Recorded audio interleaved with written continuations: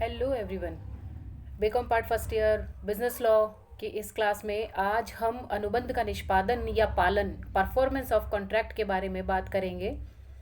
पिछली क्लासेस में हमने valid contract, agreement, void agreement, consideration, contingent contract etcetera इन सब पे डिस्कशन किया था। आज इस क्लास में हम परफॉर्मेंस ऑफ कॉन्ट्रैक्ट अनुबंध के निष्पादन के बारे में या उसके पालन के बारे में पढ़ने वाले हैं। As we all know, a valid contract creates the rights and obligations और liabilities of the parties. I want to say कि एक वैलिड कॉन्ट्रैक्ट, एक वैध अनुबंध दो पार्टीज के बीच में ऑब्लिगेशन क्रिएट करता है, राइट्स भी क्रिएट करता है। ये एक सिंपल सी बात है कि जहाँ ड्यूटीज़ हैं वहाँ राइट्स होते हैं और जहाँ राइट्स दिए जाते हैं वहाँ ड्यूटीज़ होना स्वाभाविक सी बात है। इसलिए यदि दो पार्टी किसी भी कॉन्ट्रैक्ट की का एक पार्ट बनती है या दोनों पार्टी मिल करके कोई कॉन्ट्रैक्ट करती है तो उसमें वे दोनों एक दूसरे से कुछ प्रॉमिसेस करते हैं और उन प्रॉमिसेस को पूरा करना या जो प्रॉमिस उन्होंने एक दूसरे से किए हैं उन प्रॉमिसेस को परफॉर्म करना ही परफॉर्मेंस ऑफ कॉन्ट्रैक्ट कहा जाता है। Performance of contract is fulfillment of promises made by the parties and their obligations under any contract। यानी अनुबंध के अधीन अपेक्षित सभी वचन या सभी दायित्वों को सभी पक्षकारों के द्वारा जब पूरा कर दिया जाता है तो उसे हम अनुबंध का निष्पादन करना कहते हैं। यानी अनुबंध के अधीन सभी वचन, जो भी प्रोमिसेस उन्होंने किए हैं, सभी दायित्व, ऑल ऑब्लिगेशंस जो सभी पक्षकारों के द्वारा पूरे कर दिए जाएं, fulfil by all the parties, उसे ही हम अनुबंध का निष्पादन कहते हैं। According to section 37, the contract act prescribes the modes or types of performance of contracts.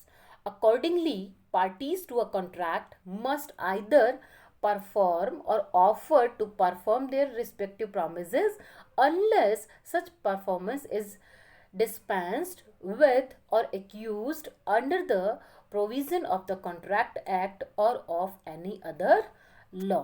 यानी धारा 37 हमें ये कहती है कि अनुबंध के पक्षकारों का ये दायित्व है, the liabilities of the party is, कि वे अपने अपने वचन को पूरा करें।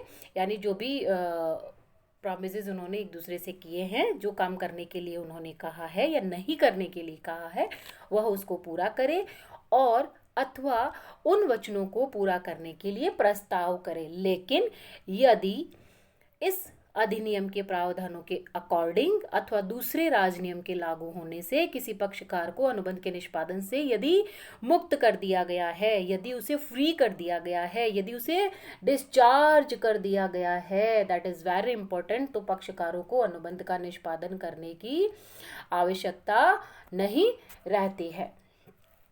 लेकिन एक चीज इंपॉर्टेंट है कि यदि अनुबंध के निष्पादन से पहले, before the performance of the contract, किसी पक्षकार की मृत्यु हो जाती है यानी डेथ हो जाती है तो सेकंड पार्टी उस प्रकार के उसके वैधानिक उत्तराधिकारियों को अनुबंध के निष्पादन के लिए बाध्य कर सकता है।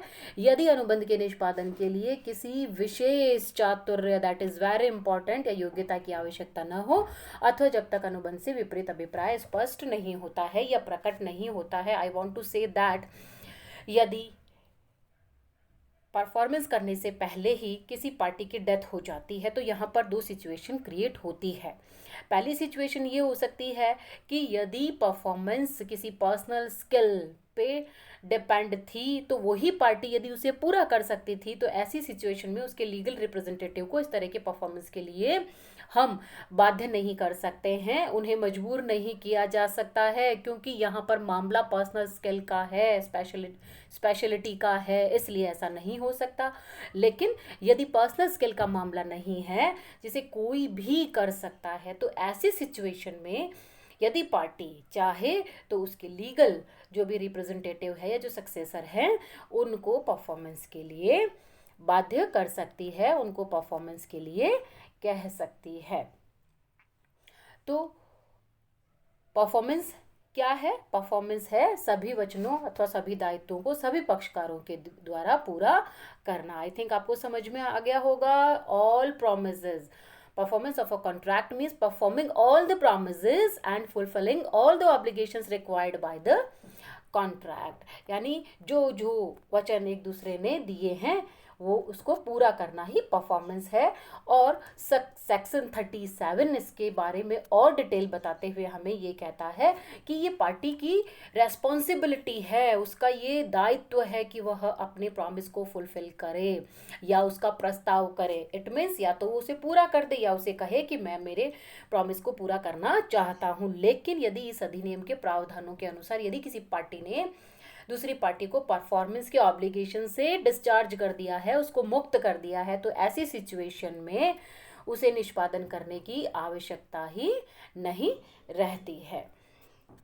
इसी तरह से एक चीज़ जो मैंने आपको बताई कि जहाँ पर्सनल स्किल का मामला है वहाँ पर यदि पार्टी की डेथ हो जाती है तो वहाँ पर परफॉर्मेंस इम्पॉसिबल हो जाती है, अदरवाइज उसके लीगल रिप्रेजेंटेटिव को इसके लिए कहा जा सकता है। तो आज इस क्लास में मैंने आपको परफॉर्मेंस ऑफ कॉन्ट्रैक्ट के बारे में बताया।